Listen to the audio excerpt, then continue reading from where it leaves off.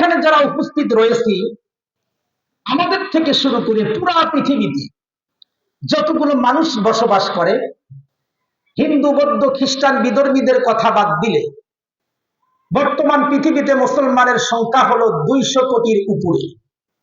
এই 200 কোটি মুসলমানের ভিতরে বর্তমান সময়ে এমন কোন মুসলমানকে খুঁজে পাওয়া যাবে না যে মুসলমান তার বুকে হাত দিয়া এ কথা বলার সাহস পাবে যে আমার জিন্দেগিতে কোনো গুনাহ হয় নাই। কথা বলেন ঠিক কিনা? আমরা এখানে যারা উপস্থিত রয়েছি, আমাদের ভিতর থেকে কেউ কি এ কথা বলার সাহস পাবেন যে হুজুর আমার জিন্দেগিতে কোনো গুনাহ হয় নাই? ছোট বড় কম বেশি গুনাহ আমাদের হয়েছে, এই কথা বলেন ঠিক কিনা?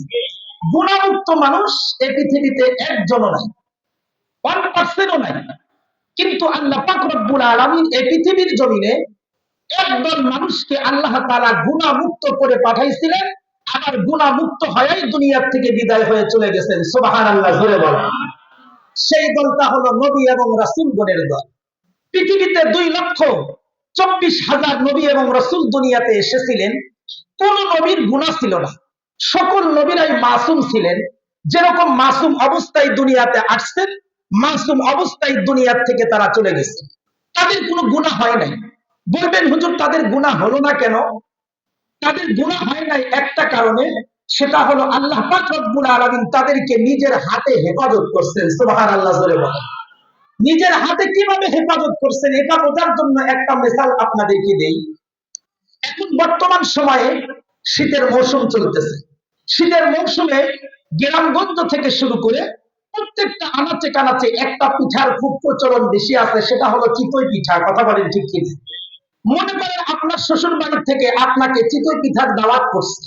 এখন আপনি আপনার শ্বশুর বাড়িতে যাচ্ছেন, আপনার বাড়ি থেকে আপনার শ্বশুর বাড়ি পর্যন্ত মাঝখানে একটা খাল আছে। এই খালটা পার হওয়ার সময় আপনার কাছে 3টা সন্তান আছে। একটার বয়স হলো 10 মাস, আরেকটা সন্তানের বয়স হলো 10 বছর, আরেকটা সন্তানের বয়স হলো 7 বছর। এই 3টা সন্তান এবং আপনার বিবিকে সাথে নিয়ে আপনি শ্বশুর বাড়িতে দাওয়াত খেতে যাচ্ছেন। খালটা যখন আপনার সামনে চলে আসলো, আপনি তখন 10 বছর ছেলেটাকে কমিটমেন্ট করলেন। তাকে আপনি বললেন, বাবা এই খালটাকে লাফ দিয়ে পার হতে হবে, সাবধান তোমার গায়ের ভিতরে যেন কাদা যেন না লাগে। 7 বছর ছেলেটাকেও একই হুকুম করলেন। 10 মাসের ছেলেটাকে এ কথা বলেন নাই যে তোমাকে লাফ দিয়ে পার হতে হবে। ঘটনাটা ঘটছে কি, 10 বছরের ছেলেটা লাফ দিয়ে পার হয়ে গেছে, তার শরীরের ভিতরে কোনো কাদা লাগে নাই। 7 বছরের ছেলেটাও লাফ দিয়ে পার হয়ে গেছে, কিন্তু তার শরীরের ভিতরে সামান্য কাদা লাগছে। এখন বলেন তো দেখি, 7 বছর ছেলে লাফ দিয়ে পার হতে গিয়া তার শরীরের ভিতরে যদি সামান্য কাদা লাগে, তাহলে 10 মাসের যেই বাচ্চা আছে ও তো কাদার ভিতরে গড়াগড়ি খাওয়ার কথা, নাকি বলেন? কিন্তু আশ্চর্য ঘটনা হলো, এই 10 মাসের সন্তানটাও মানে এই খালটা পার হয়ে চলে গেছে, ওর শরীরের ভিতরে সামান্য কাদাও লাগে। এখানে কি জাদু আছে? জাদু হলো একটাই, যে 10 মাসের সন্তানটাকে বাবা কাঁধে করে পার করাইয়া দিছে। সুবহানাল্লাহ, জোরে বলে। বাবা নিজে কাঁধে করে পার করে দেওয়ার কারণে 10 মাসের সন্তানটার শরীরের ভিতরে এক ফোঁটা কাদা তো দূরের কথা, এক ফোঁটা পানিও লাগে নাই। কথা বলেন ঠিক কিনা? কেন? কারণ নিজে বাবা তার হাত ধরে পার করে দিছে। সুবহানাল্লাহ, জোরে বলে। ঠিক তদ্রুপ ভাবে আল্লাহ পাক রব্বুল আলামিন এই দুনিয়াতে যত মুমিন মুসলমান আছে, প্রত্যেকটা ইমানদারকে আল্লাহ পাক রব্বুল আলামিন দুনিয়াতে কমিটমেন্ট করেন, দুনিয়াতে পথ নির্দেশ দেন, কোরআনুল কারীম কিতাব নাযিল করে, নবী এবং রাসূল পাঠায়া উলামায়ে কেরামের মাধ্যমে। কিন্তু আল্লাহ পাক রব্বুল আলামিন আদম আলাইহিস সালাম থেকে শুরু করে শেষ নবী, শ্রেষ্ঠ নবী জনাবে মুহাম্মদুর রাসূলুল্লাহ সাল্লাল্লাহু আলাইহি ওয়াসাল্লাম পর্যন্ত প্রত্যেকটা নবী আর রাসূলকে আল্লাহ তাআলা নিজে হাত ধরে পার করে দিয়েছেন। সুবহানাল্লাহ। এজন্য কোন নবীর কোনো গুনাহ হয় নাই, তারা মাসুম। কিন্তু নবী রাসূল ছাড়া এই পৃথিবীতে যত মানুষ আছে, সমস্ত মানুষেরই ছোট বড় কম বেশি গুনাহ আছেই। কথা বলেন ঠিক কিনা? গুনাহমুক্ত আমরা কেউ নাই। শুধু গুনাহ যে করছি তা না, এখন তো বর্তমান সময়ে গুনাহের প্রতিযোগিতা চলতেছে। কথা বলেন ঠিক কিনা? গুনাহের প্রতিযোগিতা চলে পৃথিবীর হায়াতের জিন্দেগিতে। পৃথিবীর ইতিহাসে একটা সময় চলে গেছে, একটা যুগ গেছে, যে যুগকে সোনালী যুগ বলা হয়। অর্থাৎ আল্লাহর নবী দুনিয়াতে আসার পরে, মানুষের দিলের উপরে মেহনত করার পরে, মানুষগুলো এমন ভাবে তৈরি হয়েছে, যেই মানুষগুলো একে অপরকে হত্যা করার জন্য মরিয়া হয়ে উঠত, সেই মানুষগুলোই পরবর্তীতে একজন আরেকজনের উপকার করার প্রতিযোগিতা করে। সুবহানাল্লাহ বলে বলে। এই যুগটাকে কি যুগ বলা হয়? সোনালী যুগ বলা হয়। এই যুগের মানুষের ভিতরে নেক আমল করার প্রতিযোগিতা ছিল। যেমন হাদিস শরীফের ভিতরে আসছে, দুইজন ছোট্ট সাহাবী আল্লাহ রসুলের কাছে গিয়া বললেন, ইয়া রাসূলুল্লাহ, আমরা যুদ্ধের ময়দানে শরীক হতে চাই। আল্লাহ রসুল বললেন, তোমরা তো ছোট মানুষ, যুদ্ধে শরীক হতে পারবা না। কিন্তু ছোট ছোট দুইটা বাচ্চা নিজের বৃদ্ধাঙ্গুলির উপরে ভর করে আল্লাহ রসুলকে দেখাইয়া দিলেন, ইয়া রাসূলুল্লাহ, আমরা বয়সে কম হলে কি হবে, আমরা লম্বায় অনেক বড়। আল্লাহু আকবার জোরে বলেন। আল্লাহ রসুল তাদের চালাকি ধরে ফেললেন, তাদের এই কৌশল বুঝে ফেললেন। বোঝার পরেও আল্লাহ রসুল দেখলেন তাদের দিনের ভিতরে ইসলামের কাজ করার জন্য, যুদ্ধের ময়দানে অংশগ্রহণ করার জন্য তাদের অনেক বড় আগ্রহ। এজন্য আল্লাহ রসুল তাদেরকে অনুমতি দিয়ে দিলেন। সুবহানাল্লাহ বলে বলেন। তার মানে এমন একটা যুগ ছিল, যেই যুগে ছোট ছোট বাচ্চারাও যুদ্ধের ময়দানে গিয়া শহীদ হওয়ার জন্য পাগল করা ছিল। সুবহানাল্লাহ বলেন। শুধু তাই নয়, ওই যুগের মা বোনেরা নিজের সন্তান কলিজার টুকরা যুদ্ধের ময়দানে গিয়া আল্লাহ রাস্তায় যদি শহীদ হয়ে যাইত, তাহলে মা বোনেরা নিজেরা গর্ব করতো আর বলতো, আমার বাচ্চা শহীদ হয়ে গেছে। সুবহানাল্লাহ বলে।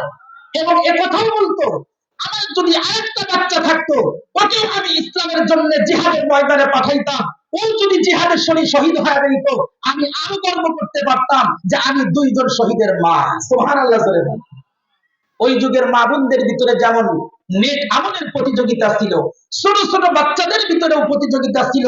আর সাহাবীদের কথা তো প্রশ্নই আসে না। কিন্তু এখন বর্তমান যুগে সেই নেক আমলের প্রতিযোগিতা আর নাই। এখন চলতেছে গুনাহের প্রতিযোগিতা। কথা বলেন ঠিক? কেমন গুনাহের প্রতিযোগিতা চলতেছে? আমরা তো জাহিলিয়াতের যুগের ইতিহাস পড়েছি। আমরা ইতিহাসের ভিতরে দেখেছি, বাবা নিজের কন্যা সন্তানকে জীবিত কবর দিত, কিন্তু কখনো কোনো মা তার সন্তানকে হত্যা করতো না। আমরা দেখেছি একজন স্বামী তার স্ত্রীকে মারত, কিন্তু কোন স্ত্রী তার স্বামীকে হত্যা করতো না। আমরা দেখেছি জাহিলিয়াতের যুগে সম্পদকে নিয়ে মারামারি দ্বন্দ্ব ফাসাদ করতে করতে একে অপরকে শহীদ করে দিত, কিন্তু ভাই ভাইকে কখনো হত্যা করতো না।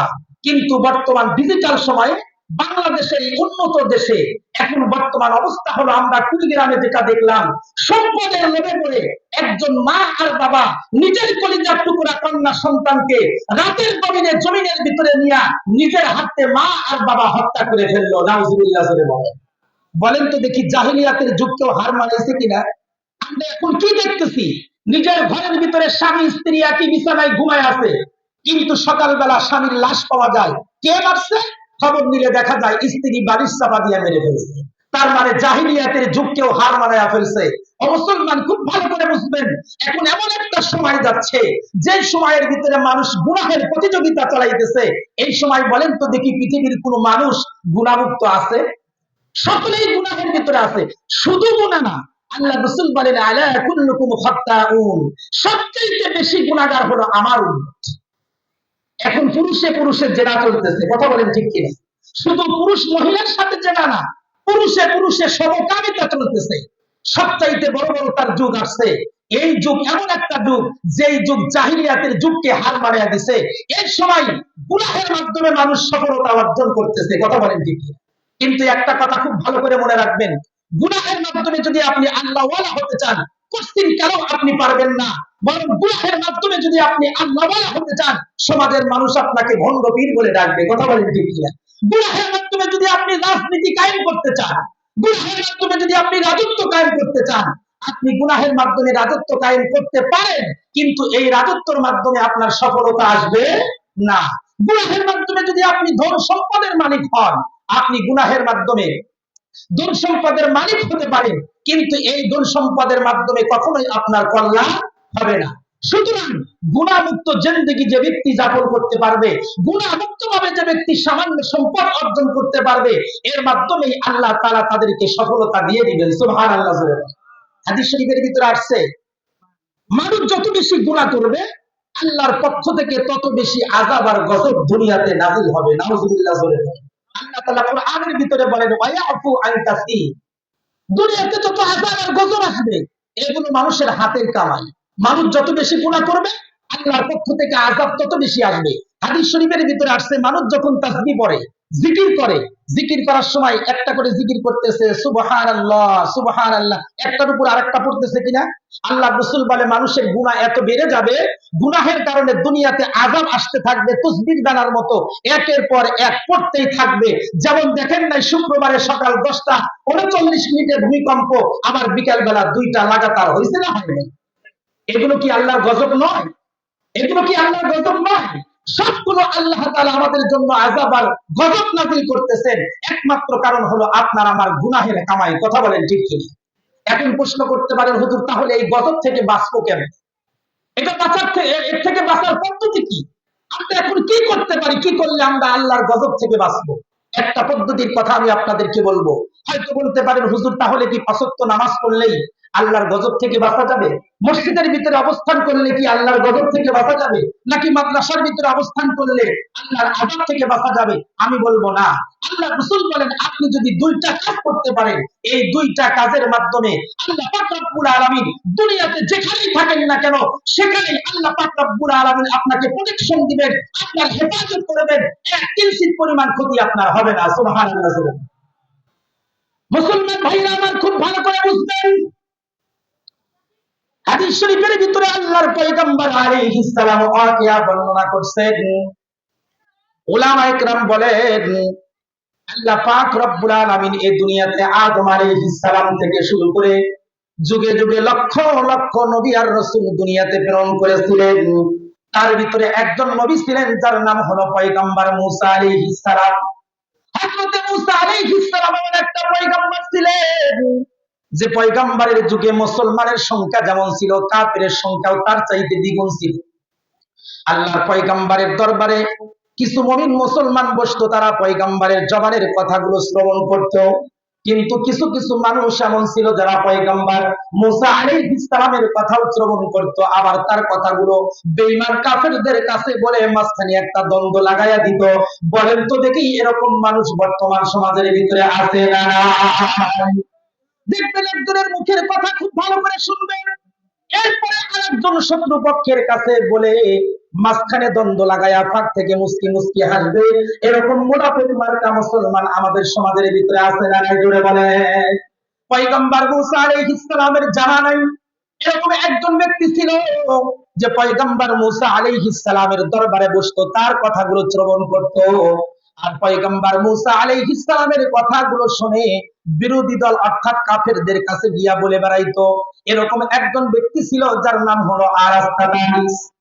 এই আরাস্তাতানিস পয়গম্বর মূসা আলাইহিস সালামের দরবার থেকে উঠে গিয়া কাফের পক্ষের একজন লোককে ডাকতে বলে, আরাস্তাতানিসকে ডাকতে বলে, আরাস্তাতানিস, আপনি কি জানেন এই জামানার ভিতরে সবচাইতে বড় জ্ঞানী কি?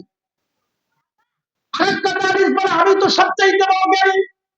কারণ হলো আমি কলেজ ইউনিভার্সিটি এমন কোন জায়গা নাই যেখানে লেখাপড়া আমি করি নাই, জাগতিক এমন কোন শিক্ষা নাই যে ডিগ্রি আমার ভিতরে নাই। আমি তো সবচাইতে বড় জ্ঞানী, আমার চাইতে বড় জ্ঞানী আমার কে আছে? মুনাফিক লোকটি ডাকতে বলে, আরাস্তাতানিস, আপনি তো জানেন না এই জামানার ভিতরে আরেকজন মানুষ আছে যার নাম হলো মূসা। এই লোকটা এমন একজন ব্যক্তি যাকে যে কোনো মুহূর্তে যে কোনো কোশ্চেন করলে সাথে সাথে তার অ্যান্সার দিয়ে দেয়। সুবহানাল্লাহ জোরে বলেন। এবার আরাস্তাতানিস চিন্তা করেন, তাই যদি হয় পয়গম্বর মূসা যদি যে কোনো মুহূর্তে যে কোনো প্রশ্নের জবাব দিতে পারে, তাহলে আমি তো কঠিন একটা প্রশ্নের সম্মুখীন তাকে করব যার জবাব সে কখনোই দিতে পারবে না। এই চিন্তা মাথার ভিতরে নিয়ে আরাস্তাতানিস তার নিজের ঘরের ভিতরে বসে বসে নিজেই প্রশ্ন তৈরি করেন, তার উত্তর খুঁজে বের করেন। হঠাৎ করে তার মাথার ভিতরে এমন একটা কোশ্চেনের উদ্রেক হলো। আরাস্তাতানিস এবার প্রশ্নটা তার মাথার ভিতরে নিয়ে চিন্তা করে, এবার যদি পয়গম্বর মূসার সাথে দেখা হয় তাহলে তাকে এই প্রশ্নটা করব, তার জবাব দিতে পারবে না, শেষ পর্যন্ত সে আমার কাছে হেরে যাবে। এখন বলেন তো দেখি, পৃথিবীর যত নবী রাসূল ছিল এদেরকে আল্লাহ তাআলা নিজে হাত ধরে চালাইতো। এখন বলেন তো দেখি, কোন নবী রাসূলকে কোন কাফের বেঈমান কখনো ঠকাইতে পারবে? আজকে বর্তমান দুনিয়াতে যারা জাগতিক শিক্ষা অর্জন করে, doctor, doctor, professor, engineer, school, college, ইউনিভার্সিটিতে লেখাপড়া করে, এরা মাদ্রাসার ছাত্রদেরকে দেখলে ক্রিটিসাইজ করে, তাদের অ্যালার্জি জাগে। কথা বলেন ঠিক কিনা? এমন একটা গল্প আপনাদেরকে শোনাই। একদিন এক কলেজের ছাত্র আর মাদ্রাসার ছাত্র একই রাস্তা দিয়ে যাচ্ছে, দুইজন মুখোমুখি অবস্থা। এখন কলেজের ছাত্র চিন্তা করতেছে মাদ্রাসার এই ছাত্রটাকে যে কোনো ভাবেই ঠেকাতে হবে। ও তো মাদ্রাসার ভিতরে ডাল খেয়ে বড় হয়েছে, ডালের আর কি বুদ্ধি আছে, বুঝলেন না, অবহেলিত। কলেজের ছাত্র মাদ্রাসার ছাত্রকে সামনে ডেকে প্রশ্ন করতেছে, বলো তো দেখি আসমানে কতগুলো তারা আছে? আচ্ছা বলেন তো দেখি, পৃথিবীর কোন মানুষ কিয়ামত পর্যন্ত আসমানের তারা গণনা করে শেষ করতে পারবে? কলেজের ছাত্র যখন মাদ্রাসার তলবেলকে প্রশ্ন করছে আকাশে কতগুলো তারা আছে, মাদ্রাসার ছাত্র তো ডাল খাওয়া বুদ্ধি, উনি তো মনে করছিল ওর মাথার ভিতরে কোনো বুদ্ধিই নেই। কিন্তু মাদ্রাসার ছাত্র উল্টা প্রশ্ন করে, ও বলে আমি আপনাকে আকাশে কতগুলি তারা আছে এর জবাব দিতে পারবো, তার আগে আমি আপনাকে একটা প্রশ্ন করতে চাই। বলে কি প্রশ্ন? বলে আপনি বলেন তো দেখি, আমি আর আপনি যে রাস্তার ভিতরে দাঁড়ায় আছি, এই রাস্তার পাশে একটা পুকুর দেখা যায়, বলেন তো দেখি এই পুকুরের ভিতরে কতগুলো মাছ আছে? কলেজের ছাত্র বলে, আরে বোকা, আমি কি পানির ভিতরে কতগুলো মাছ আছে এটা গুনে দেখছি নাকি? মাদ্রাসার ছাত্র বলে, তুমি জমিনে বসবাস করে জমিনের খবর বলতে পারো না, আমি আসমানের খবর কেমনে বলবো? আল্লাহু আকবার জোরে বলে। ঠকাইতে চাইছিল কারে? ঠকলোকে। জোরে বলে। আজকে বর্তমান সময়ে দুনিয়ার ভিতরে জাগতিক শিক্ষার বড় বড় ডাক্তার, ডক্টর, ইঞ্জিনিয়ার, প্রফেসর, বড় বড় ডিগ্রিধারী যারা আছে, এরা মনে করে মোল্লারা আর কি বোঝে, কথা বলেন ঠিক কিনা? যার কারণে মোল্লাদেরকে গুনতেই চায় না। এরকম এরকম আছে না নাই? গুনতেই চায় না। মোল্লাদের দরকার আছে না নাই? একটা উদাহরণ দিলে খুব ভালো করে বুঝবেন। বিরক্ত হইতেছেন কি আপনারা? একজন বাবার তিনটা সন্তান আছে, একজন হলো ডাক্তার, আরেকজন হলো ইঞ্জিনিয়ার, আরেকজন হলো প্রফেসর, সবগুলো শেষে আ। ডাক্তার ছেলেটা যে কোনো কারণে বিদেশের বাড়িতে থাকে, লন্ডনে থাকে, আর ইঞ্জিনিয়ার আর প্রফেসর ছেলেটা নিজের মানে দেশের বাড়িতেই কাজ করে। হঠাৎ করে একদিন মা অসুস্থ হয়ে গেল। মা অসুস্থ হওয়ার পরে ইঞ্জিনিয়ার আর প্রফেসর ছেলে দুইটা নিজের মাকে তড়িঘড়ি করে একটা ক্লিনিকে ভর্তি করায় দিল। ডাক্তার অনেকগুলো টেস্ট লিখে দিল, এগুলো পরীক্ষা নিরীক্ষা করার পরে সবগুলো ডাক্তারের সামনে আনার পরে ডাক্তার এগুলো দেখি কিছু মেডিসিন লিখে দিল, এগুলো বাড়িতে নিয়ে মাকে খাওয়াচ্ছে। এখন ডাক্তার ছেলেকে ফোন দিয়ে বলতেছে, ভাই অতি তাড়াতাড়ি তুমি বাড়িতে আসো, মা যে খুবই অসুস্থ। মা এই সন্তান বিদেশের বাড়ি থেকে দেশে আসার আগেই মা যে চেক আপ করছে, পরীক্ষা করছে, পরীক্ষা করার সময় এরকম একটা ফটোকপি দেয়, দেয় কি দেয় না? X ray. এই এক্স রে কাগজটা ইঞ্জিনিয়ার ছেলেটা ওই রকম লাইটের সামনে নিয়ে ধরছে, কিছু খুঁজে পায় না। প্রফেসর ছেলেটাও লাইটের সামনে ধরে দেখছে, কিছু খুঁজে পায় না। ডাক্তার ছেলেটা যখন বাড়িতে আসছে, আসার পরে মাকে ডাক্তার বলতেছে, মা আপনার নাকি খুবই অসুস্থ, কি পরীক্ষা নিরীক্ষা করছেন দেখি, একটু টেস্ট গুলো দেখি। মা তখন বালিশের নিচ থেকে টেস্টের কাগজগুলো বের করে দিছে। ডাক্তার ছেলেটা তখন এক্স রে কাগজটা এরকম সামনে নিয়েই বলতেছে, ইন্না লিল্লাহ, এ তো সাংঘাতিক অবস্থা। বলে কি হয়েছে? বলে আপনার তো কিডনিতে অনেকগুলো পাথর দেখা যাচ্ছে। আচ্ছা, ইঞ্জিনিয়ার তো অনেক বড় শিক্ষিত, সে না হয় পাথর খুঁজে নাই পাইল, কিন্তু ইঞ্জিনিয়ার ছেলে তো দিনে ডলার ডলার এরকম টনকে টন ওজনের পাথরের কাজ করে, কথা বলেন ঠিক কিনা? ইঞ্জিনিয়ার ছেলেটা মায়ের এই এক্স রে ফটোকপি থেকে পাথর খুঁজে পাইল না কেন? কারণ তার ভিতরে ডাক্তারি গুণ নাই, কথা বলেন ঠিক কিনা? কিন্তু ডাক্তার ছেলেটা বিদেশের বাড়ি থেকে এসে 1 মিনিট অতিবাহিত না হতেই মায়ের এক্স রে কাগজ দেখেই বলে দিল, মা তোমার কিডনির ভিতরে অনেকগুলো পাথর আছে। এই পাথর করার জন্য ইঞ্জিনিয়ার যেরকম পারে নাই, প্রফেসর যেরকম পারে নাই, এই পাথর করার জন্য ডাক্তারের যেরকম দরকার আছে, ঠিক ততটুকু ভাবে বাংলাদেশের যতগুলো ইসলামী সেক্টর আছে সেই সেক্টর গুলোতে উলামায়ে কেরামের দরকার আছে। উলামায়ে কেরাম ছাড়া ডাক্তার, ডক্টর, ইঞ্জিনিয়ার, প্রফেসর দ্বারা কখনো ইসলাম চলতে পারে না, পারে না, কথা বলেন ঠিক কিনা? এজন্য উলামায়ে কেরামের দরকার আছে না নাই বলেন? উলামায়ে কেরাম যদি না থাকে, এই সমস্ত মাদ্রাসা মসজিদ যদি না থাকে, তাহলে মুসলমান যাবে কোথায়? মুসলমানের অবস্থা নিদারুণ হবে, কথা বলেন ঠিক কিনা? এজন্য উলামায়ে কেরামের দরকার আছে। কিন্তু আমরা মনে করি উলামায়ে কেরাম কি বলছে, এরা তো ডাল খাইয়া পরের বাড়ি দাওয়াত খাইয়া মানুষ হয়েছে, বলে কি বলে না? আরে ভাই, মাংনা তো কেউ কাউরে হুজুরে খাওয়ায় না। আপনি মাংনা দাওয়াত দিয়ে খাওয়াইছেন, এরপর শেষে বলে কি হুজুর যাওয়ার আগে একটু দোয়া করে দিয়ে যান, বলে কি বলে না? তার মানে খাইছে, মাংনা খাওয়াইছে, এখন দোয়া করে দুইটা দিয়ে যান। এজন্য আমরা বলি, আমরা যতদিন পর্যন্ত মানুষের বাড়িতে দাওয়াত খাই, বিনিময় দিয়ে খাই। কিন্তু যারা বিনিময় ছাড়া খাও, তোমরা হিসাব দেওয়ার জন্য প্রস্তুত থাকো কিয়ামতের ময়দানে, কথা বলেন ঠিক কি? মুসলমান ভাইরা আমার কথাগুলি খুব ভালো করে বুঝবেন। মুসা আলাইহিস সালামের দরবার থেকে উঠে মুনাফিক লোকটা আরাস্তাতানিসকে বলে, আমি তো জানি এই এলাকার ভিতরে সবচাইতে বড় জ্ঞানী হলো পয়গম্বর মুসা, কারণ তাকে যে কোনো মুহূর্তে যে কোনো প্রশ্ন করলে তার জবাব দিয়ে দেয়। আরাস্তাতানিস প্রশ্ন তৈরি করে রাস্তার ভিতরে পয়গম্বর মুসা আলাইহিস সালামকে খুঁজতেছেন। খুঁজতে খুঁজতে হঠাৎ করে একদিন পয়গম্বর মুসা আলাইহিস সালামের সাথে সাক্ষাৎ। পয়গম্বর মুসা আলাইহিস সালামকে ডাক দেয়া বলে, আপনি কি মুসা? বলে হ্যাঁ। বলে, আমি অনেকদিন পর্যন্ত আপনাকে একটা প্রশ্ন করতে চাই, কারণ আমি শুনেছি আপনাকে যে কোনো মুহূর্তে যে কোনো প্রশ্ন করলে নাকি তার জবাব দিতে পারে। পয়গম্বর মুসা বলেন, না না, আপনি ভুল শুনেছেন, আমি কোনো প্রশ্নের জবাব দিতে পারি না, তবে আমার আল্লাহ যদি তৌফিক দেয় তাহলে দিতে পারি। বলেন সুবহানাল্লাহ। আচ্ছা বলেন তো দেখি, আল্লাহ যদি তৌফিক না দেয় পৃথিবীর কোন মানুষ কথা বলতে পারবে? আল্লাহর হুকুম ছাড়া গাছের পাতাও নড়ে না। আল্লাহ পয়গম্বর মুসা আলাইহিস সালাম বলেন, আমি তো প্রশ্নের জবাব দিতে পারি না, তবে আল্লাহ যদি তৌফিক দেয় তাহলে পারি। আরেকটা তারিস এবার বলে, তাহলে ঠিক আছে, আমি আপনাকে একটা প্রশ্ন করতে চাই। বলে, কি প্রশ্ন? আরেকটা তারিস বলে, মনে করেন পুরো আসমানটা একটা কামান, পৃথিবীতে আপনি একমাত্র বসবাসকারী ব্যক্তি, আপনি ছাড়া সেকেন্ড পার্সন কোন লোক নাই। এখন এই আসমানের মতো বিশাল বড় কামান থেকে বৃষ্টির মতো তীর দুনিয়ার জমিনে আসতেছে, আর এই তীরগুলো আপনাকেই টার্গেট করে মারা হচ্ছে। এখন বলেন তো দেখি, আসমানের মতো এত বড় কামান থেকে আর বৃষ্টির মতো তীর থেকে আপনি নিজেকে কেমনে সেভ করবেন, কেমনে বাঁচাইবেন? পয়গম্বর মুসা আলাইহিস সালাম মুস্কি মুস্কি হাসলেন, আর আরাস্তা তারিখকে ডাক দিয়ে বললেন, এই প্রশ্নের জবাব তো একদম সহজ। সুবহানাল্লাহ জোরে বলেন। কিন্তু আরাস্তা তারিখ যখন এই কথা শুনছেন, মাথা তো হেট হয়ে গেছে। বলে কি রে, আমি এতদিন পর্যন্ত চেষ্টা করলাম, মুজাহাদা করলাম, গবেষণা করলাম, এই প্রশ্নের জবাব খুঁজে পাইলাম না। আর পয়গম্বর মুসা বলে এই প্রশ্নের জবাব নাকি একদম সোজা।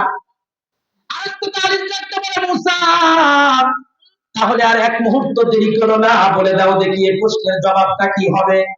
পয়গম্বর মুসা আলাইহিস সালাম বললেন, আপনি যেই প্রশ্ন আমাকে করেছেন সেই প্রশ্নের জবাব আমি আপনাকে দিব, তবে তার আগে আমি আপনাকে একটা প্রশ্ন করতে চাই। আপনি তো বলেছেন এই আসমানটা একটা কামান, আর সেখান থেকে বৃষ্টির মতো তীর দুনিয়ার জমিনে আসতেছে, একমাত্র আমাকেই টার্গেট করে মারা হইতেছে, আমি এই নিজেকে এই তীরগুলোর থেকে কেমনে বাঁচাবো? এটা হলো আপনার প্রশ্ন। ও আল্লাহ, তুমি বলো দেখি, আসমানটা এত বড় কামানের মতো, বৃষ্টির মতো তীর যদি দুনিয়ার জমিনে নিক্ষিপ্ত হয়, এগুলো কি এমনি এমনি আসে নাকি একজন নিক্ষেপকারী আছে? তারিখ বলে, হ্যাঁ, নিক্ষেপকারী তো অবশ্যই একজন থাকবে, এমনি এমনি তো আর তীর আসবে না। পয়গম্বর মুসা আলাইহিস সালাম বলে, ও তারিখ, বিশাল বড় আসমানের মতো কামান থেকে বৃষ্টির মতো তীর দুনিয়ার জমিনে একজনই নিক্ষেপ করতে পারেন, তিনি হলেন আমাকে যিনি সৃষ্টি করছেন, তোমাকে যিনি বানাইছেন, আসমান যিনি বানাইছেন, তিনি হলেন একমাত্র আল্লাহ। ধরে বলেন কে? আমি ধরে বলেন কে? নিজের মালিকের নামটা একটু আওয়াজ দিয়ে বলেন কে? আল্লাহ পাক রব্বুল আলামিন ছাড়া এই কাজ কেউ করতে পারে না। আরাস্তা তালিসকে ডাক দেয়া বলে, পয়গম্বর মুসা আলাইহিস সালাম, কয় তুমি যদি দৌড় দিয়া গিয়া যিনি তীর নিক্ষেপ করতেছে তার নিকটে দাঁড়াইতে পারো, তাহলে একটা তীর তোমার শরীরের ভিতরে লাগবে না। সুবহানাল্লাহ বলে বলে, আমি যদি আপনাকে টার্গেট করে তীর নিক্ষেপ করি, তীর ছোড়ার আগে যদি আপনি দৌড় দিয়ে আমার পাশে এসে দাঁড়াইয়া যান, বলেন তো দেখি আপনাকে তীর লাগবে? পয়গম্বর মুসা বলে, আপনি যদি দৌড় দিয়া মালিকের নিকটে দাঁড়াইতে পারেন, একটা তীর আপনার শরীরের ভিতরে টাচ করবে না। আরাস্তা তালিস শুনে তো অবাক হয়ে গেল। এখন বলেন তো দেখি, আমি আপনাদেরকে বলতে চাই, আপনার আমার গুনাহের কামাই দুনিয়াতে বৃষ্টির মতো আযাব আর গজব দুনিয়াতে আসতেছে, এর থেকে বাঁচতে হবে কি হবে না? জোরে বলেন। বাঁচার কোনো পথ আছে না নাই? বাঁচার পথ হলো কি? আমি আর আপনি যদি মালিকের নিকটে থাকতে পারি, রবের নিকটে থাকতে পারি, তাহলে আল্লাহ পাকের আযাব আর গজব একটাও আমাকে স্পর্শ করবে না। সুবহানাল্লাহ জোরে বলেন। যেমন কুরআনুল কারীমের ভিতরে আল্লাহ পাক রব্বুল আলামিন একটা ঘটনা বর্ণনা করছেন, পয়গম্বর নূহ আলাইহিস সালামের ঘটনা। পয়গম্বর নূহ আলাইহিস সালাম ৯৫০ বছর পর্যন্ত মানুষকে দ্বীনের দাওয়াত দিয়েছে। ৯৫০ বছরে উম্মত পাইছে মাত্র ৪০ জন। কয়জন পাইছে জোরে বলেন?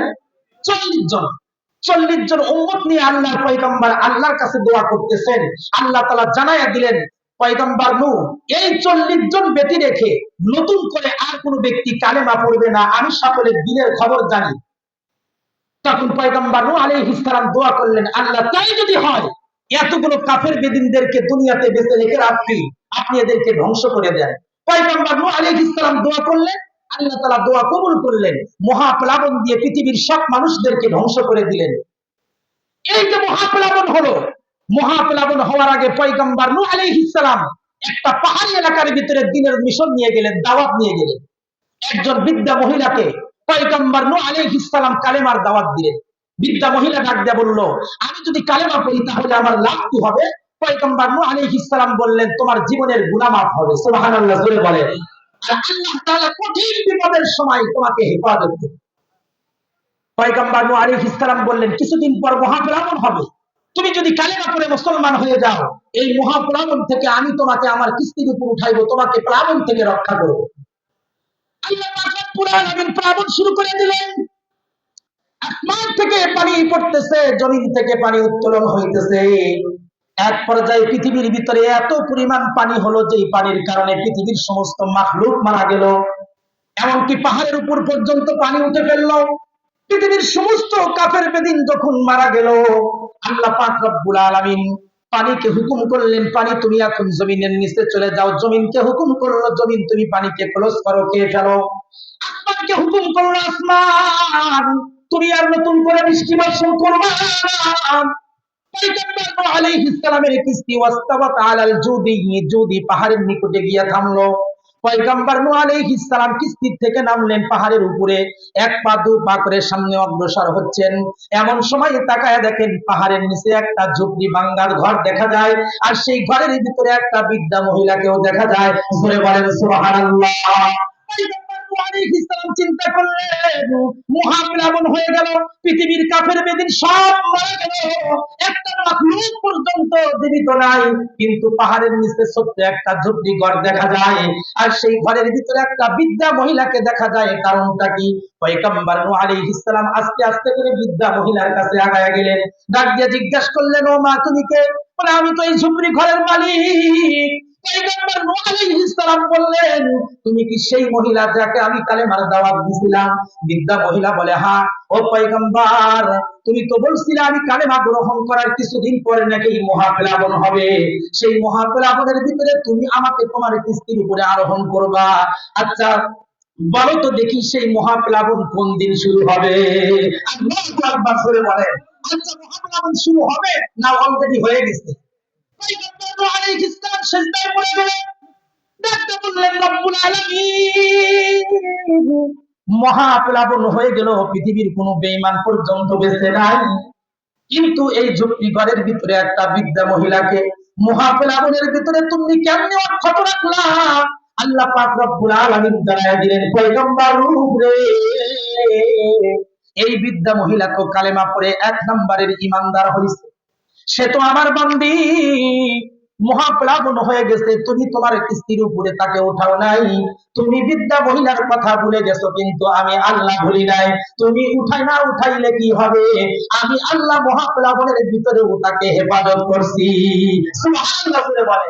এই জন্য বলতেছিলাম, মুসলমান কোন ব্যক্তি যদি আল্লাহ পাক রব্বুল আলামিনের উপরে ঈমান আনার পরে নেক আমল করে, দুনিয়াতে গুনার কাজকে বর্জন করে দেয়, তাহলে আল্লাহ পাক রব্বুল আলামিন তাকে নিরাপদের ভিতরে রাখবেন।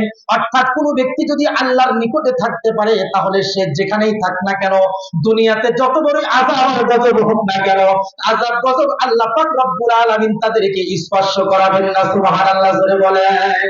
এই তো আমাদের দেশ থেকে শুধু নয়, পুরো পৃথিবীতে একটা মহা ভাইরাস চলে গেল, করোনা ভাইরাস।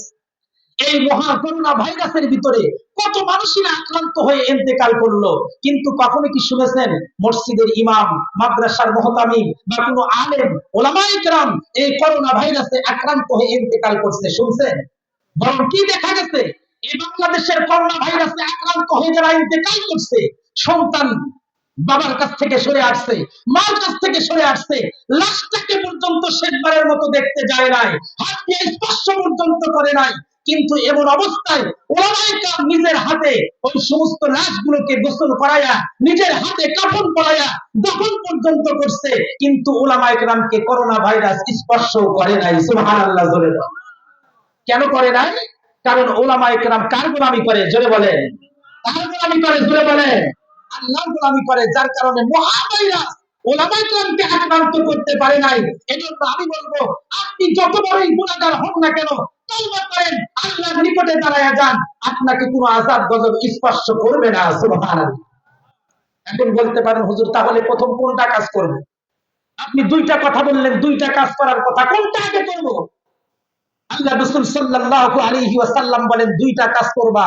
এক নাম্বার হলো গুনাহের কাজ ছেড়ে দাও, দুই নাম্বার যত নেক আমল আছে নেক আমলগুলো করো। এই দুইটা কাজ যদি করো, তুমি যেখানেই থাকো, রাত হোক দিন হোক, মাটির নিচে হোক আসমানের উপরে হোক, তুমি যদি এরকম বিমানের ভিতরেও থাকো, যত বড় বিপদ আসুক না কেন, আল্লাহ তোমাকে হেফাজত করবে। সুবহানাল্লাহ জোরে বলেন। এখন প্রশ্ন করতে পারেন, হুজুর তাহলে কোনটা আগে করব? আগে কি নেকির কাজ করব নাকি আগে গুনার কাজ ছাড়বো? এটা বোঝার জন্য একটা সুন্দর উদাহরণ আপনাদেরকে দেই। আপনারা যেহেতু নদী আর বিল এলাকার মানুষ, বিলের ভিতরে মাছ মারতে যান কি যান না আপনারা? সকালবেলা তো চন্নিকলা বাজারে বিলের মাছের অভাব নাই, কথা বলেন ঠিক কিনা? তো বিলে আপনারা মাছ মারেন। একজন বাবা তার দুইজন সন্তানকে নিয়ে মাছ মারতে গেল বিলের ভিতরে। দুইজন সন্তান আর বাবা সহ কয়জন? তিনজন। তিনজনে মিলে সকাল থেকে মাছ মারতেছে।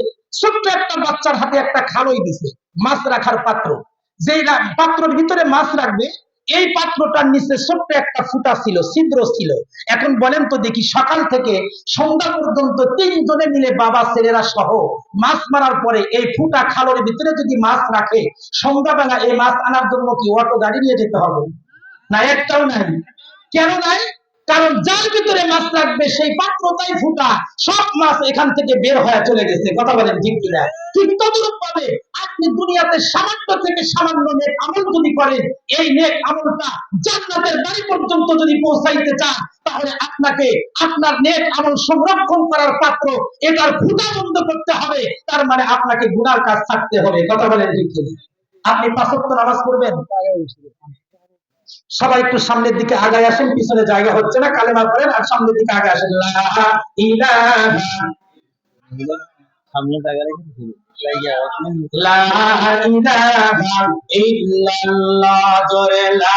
আসেন আসেন, সামনের দিকে আসেন, খুব তাড়াতাড়ি আসেন। সবাই খুব কম করে মেহমান চলে আসবেন, আমার সময় 1 ঘন্টা অলরেডি চলে গেছে। তাড়াতাড়ি আসেন, সামনের দিকে আসেন। মা বোনদেরকে বলবো, মা আপনাদের সামনে অনেক জায়গা ফাঁকা আসছে, আমরা যদিও দেখতে পারতেছি না, কিন্তু আমাদের কাছে খবর আসছে আপনাদের সামনে অনেক জায়গা, যদিও সামনে একটা খোয়ার ডিবি আছে, কিন্তু তারপরেও যদি জায়গা সামনে থাকে, মেহেরবানি করে আরেকজন মা বোনকে জায়গা করে দেওয়ার জন্য একটু সামনের দিকে আপনারাও আগায়া যান, কালেমা পড়েন লা ইলাহা ইল্লাল্লাহ। আসেন না কেন, পিছনে বাবার দিকে আসেন, সামনের দিকে আসেন, সামনের দিকে আসেন। অনেক লোক আছে, তারা পিছনে জায়গা পাইতেছে না। মেহেরবানি করে খুব তাড়াতাড়ি চলে আসেন। প্রধান মেহমান বসে আছেন, আপনাদের কাছে আসবেন, অত্যন্ত সুরলা কণ্ঠে আপনাদেরকে হেদায়েতের কথা, কোরআন হাদিসের কথা শোনাবেন। ইনশাআল্লাহ আশা করা যায় তার শ্রুতি মধুর সুরে আপনারা মুগ্ধ হয়ে যাবেন। ইনশাআল্লাহ উনি অতি তাড়াতাড়ি আপনাদের কাছে চলে আসবে। একটু সামনের দিকে চলে আসেন। লা ইলাহা ইল্লাল্লাহ, জোরে লা ইলাহা। টিস্যুর বক্স নাই, এটা টিস্যুর বক্স নাই, টিস্যু। লা ইলাহা ইল্লাল্লাহ, বাইরে ফেরাও দিল কত জ্বালা, আসিয়া খেলে প্রেমের খেলা, চেনাউন বলে আসিয়া রে, সেরে দে বড় কালে মারা, আসিয়া বলে জীবন গেলে যাইতে পারে আমার, জীবন গেলে যাইতে পারে আমার, তবুও ছাড়ব না ইল্লাল্লাহ, লা ইলাহা ইল্লাল্লাহ, জোর লা ইলাহা ইল্লাল্লাহ। পানি পানি, লা ইলাহা ইল্লাল্লাহ, লা ইলাহা ইল্লাল্লাহ, মুহাম্মাদুর রাসূলুল্লাহ। সকলে বলি সাল্লাল্লাহু আলাইহি ওয়াসাল্লাম। সম্মানিত সুধী, আমার কথা কি আপনারা বুঝতেছেন? বিরক্ত হইতেছেন কি? ছেড়ে দেব না সামনের একটু সময় চলবে? আলহামদুলিল্লাহ, চলবে তো ইনশাল্লাহ। তো বলতেছিলাম যে খাবার যদি ফুটা থাকে সারাদিন মাছ ফেলে তার ভিতরে রাখলে যেরকম একটাও থাকে না, আপনি যদি গুনাহের কাজ চালু রাখেন আর গুনাহের কাজ জারি রেখে আপনি যত নেক আমল করেন, একটা নেক আমল নিয়ে জান্নাতের বাড়ি পর্যন্ত যেতে পারবেন না। কথা বলেন ঠিক কিনা? আপনি ৫ ওয়াক্ত নামাজ পড়বেন আবার সুদের টাকা খাইবেন, আর আপনি মনে করছেন কপালে দাগ পড়ে গেছে আপনি জান্নাতি না? জান্নাত তো নানার বাড়ি নেয়, এত সহজ না। জান্নাতে যেতে আপনাকে কষ্ট করতেই হবে। কথা বলেন ঠিক কিনা? আপনি নামাজ পড়বেন আবার আরেকজনের আলটাইটা খ্যাত বড় করবেন, জান্নাত অত সহজ না। কথা বলেন ঠিক কিনা? আপনি নামাজ পড়বেন আরেকজনের গীবত করবেন, আপনি নামাজ পড়বেন আরেকজনের ক্ষতি করার চেষ্টা করবেন, জান্নাত এত সহজ নয়। কথা বলেন ঠিক কিনা? সুতরাং জান্নাতে যেতে হলে নেক আমলের পাশাপাশি সর্বপ্রথম যে কাজটা আপনাকে করতে হবে সেটা হলো গুনাহের ফুটা বন্ধ করতে হবে। আমরা সকলে গুনাহের ফুটা বন্ধ করতে রাজি আছি তো ইনশাআল্লাহ? সকলে রাজি আছেন তো ইনশাআল্লাহ? এটা পরীক্ষা হবে আগামীকাল ফজরের সময়। কথা বলেন ঠিক কিনা? এই যে এখন ওয়াজ করতেছি, এখানে যতগুলো মানুষ আছে, অনেকগুলো মানুষ, ফজরের নামাজে কি এতগুলো মানুষ পাওয়া যাবে? তার মানে ওয়াজ শুনতে রাজি আছি, মানতে রাজি নাই। কথা বলেন ঠিক কিনা? একটা কথা খুব ভালো করে বুঝবেন, একজন বৃদ্ধ মানুষ একটা ঘটনা আমাদেরকে শোনাইছে যে এক চোর চুরি করতে গেছে বৃদ্ধ মানুষের বাড়িতে। গল্পের দ্বারা একটা জিনিস আপনাদেরকে বুঝাইতেছি। আপনি প্রশ্ন করবেন, যে হুজুর এতগুলো যুবকের বাড়ি থাকতে বৃদ্ধর বাড়িতে কেন গেল? কারণ বর্তমান সময়ে যুবকরা যে ইন্টারনেট চালায়, রাত্রি 2টা পর্যন্ত জাগত থাকে, এই জন্য চোর চিন্তা করে যে যুবকের বাড়িতে চুরি করা যাবে না। কথা বলেন ঠিক কিনা? এই জন্য যায় কার বাড়িতে? বৃদ্ধর বাড়িতে। সকাল রাত্রি 10টা-11টা পর্যন্ত চাষটালে বসে চা খাবে, টেলিভিশন দেখবে, রাত্রি ঘুমাবে, নাক ডেকে ঘুমাবে, ফজরের নামাজ আর পড়বে না। কথা বলেন ঠিক কিনা? এরকম মানুষ আপনাদের এলাকায় নাই, কিন্তু অন্য জায়গায় আছে। কথা বলেন ঠিক কিনা? চোর চুরি করতে গেছে কার বাড়িতে? বৃদ্ধ মানুষের বাড়িতে চুরি করতে গেছে। বৃদ্ধ তো সবকিছু দেখতেছে, এবার দেখার পরে দেখতেছে চোর সবকিছু চুরি করে একটা গাড়ির ভিতরে উঠাইছে, বস্তা তৈরি করছে, এবার ঘর থেকে বের হয়ে গেছে। বের হয়ে যাওয়ার পরে যখন বাহির বাড়িতে গেছে, এবার বৃদ্ধ মানুষটা চোরকে ডাক দিছে, এ কে রে, আমার জিনিস নিয়ে যায়। চোর তখন থেমে গেছে। থেমে যাওয়ার পরে বলতেছে, চাচা যান, আপনি কি মনে করছেন আপনার বাড়িতে এগুলো নেওয়ার জন্য আসছি? তার মানে চোর ধরা পড়ে গেছে, এখন কি বলবে? বলতেছে, আমি কি এগুলো নেওয়ার জন্য আসছি নাকি? আমি পরীক্ষা করে দেখলাম আপনি ঘুমাইছেন না জাগ্রত আছেন। অনেক সময় দেখবেন রাস্তায় যখন গাড়ি অ্যাক্সিডেন্ট করার পরে অনেক মানুষ তো প্রাণ নাশ হয়, কিন্তু অনেক মানুষ আহত হয়ে সেন্সিয়ার হয়ে পড়ে থাকে। কথা বলেন ঠিক কিনা? কিন্তু কিছু কিছু মানুষ এই সুযোগ সন্ধানের অবস্থায় থাকে, তারা ওই সময় গিয়ে মানুষের পকেট হাতায়। কথা বলেন ঠিক কিনা? যদি কেউ বলে, ভাই আমি এই অবস্থায় অত্যন্ত আহত অবস্থায় আছি, আপনি আমাকে চিকিৎসা না দিয়ে আপনি আমার পকেট হাতাইতেছেন কেন? ভাই দেখতেছি আপনার হুঁশ আছে নাকি অজ্ঞান হয়ে গেছে। তো বলে কি বলে না? যুবক বলতেছে, আমি দেখলাম আপনি জাগ্রত আছেন নাকি ঘুমায় গেছেন, আমি তো চুরি করার জন্য আসিনি। ঠিক আছে, ভালো কথা, তাহলে জানি আর রেখে চলে যাই। আচ্ছা হ্যাঁ, তা তো চলে যাবো, আর কোনোদিন আপনার বাড়িতে আসবো না। দুজনের কথোপকথন হচ্ছে, এমন সময় বৃদ্ধ মানুষটা চোরের পায়ের দিকে তাকায়া দেখে তার পায়ের জুতা নাই। তুই চুরি করতে আসিস ভালো কথা, খালি পা ওকে। জুতা তো আমি আনছি, কিন্তু ভুল করে আপনার ঘরের ভিতরে রেখে আসছি। ভুল করে কোথায় রেখে আসছে? ঘরের ভিতরে। ঠিক আছে, যা জুতা নিয়ে। জুতা আনতে গেছে, চাচা তার মালের কাছে দাঁড়ায় আছে। চোর এবার জুতা নিয়ে ঘরের অন্য দরজা দিয়ে বের হয়ে চলে গেছে। এবার মুরব্বী চিন্তা করতেছে, তোর যদি সম্পদের লোভ থাকে তাহলে আরেকদিন অবশ্যই আসবে। এবার আরেকদিন চুরি করার জন্য গেছে, একই কাহিনী। বৃদ্ধ মানুষটা ধরে ফেলছে। এবার বলে, চাচা আমার বাড়িতে বড় অভাব, সন্তানাদিগুলো না খেয়ে আছে, কি করব? এই জন্য আপনার বাড়িতে আসছিলাম কিছু সম্পদ নেওয়ার জন্য। ধরাই যখন খেয়ে গেছি, এই যে তওবা করতেছি, আর কোনোদিন চুরি করবো না, ছেড়ে দেন। ভাই এত শীতের ভিতরে, কনকনা শীত, তোর শরীরে কোনো শীতের কাপড় নাই। ভাই চাচা যান, শীতের কাপড় তো আনছিলাম একটা চাদর, কিন্তু ভুল করে আপনার ঘরের ভিতরে রেখে আসছি। এবার চাচা বলে, এর আগে তো জুতার কথা বলে অন্য দরজায় দিয়ে পালায় গেছস, এবার আর সেই সুযোগ দেব না। চাচা যান, তাহলে একটা কাজ করেন, আমি আর চাদরের জন্য যাব না, আপনি মেহেরবানি করে চাদরটা নিয়ে এসে, আপনি যদি সন্দেহই হয়।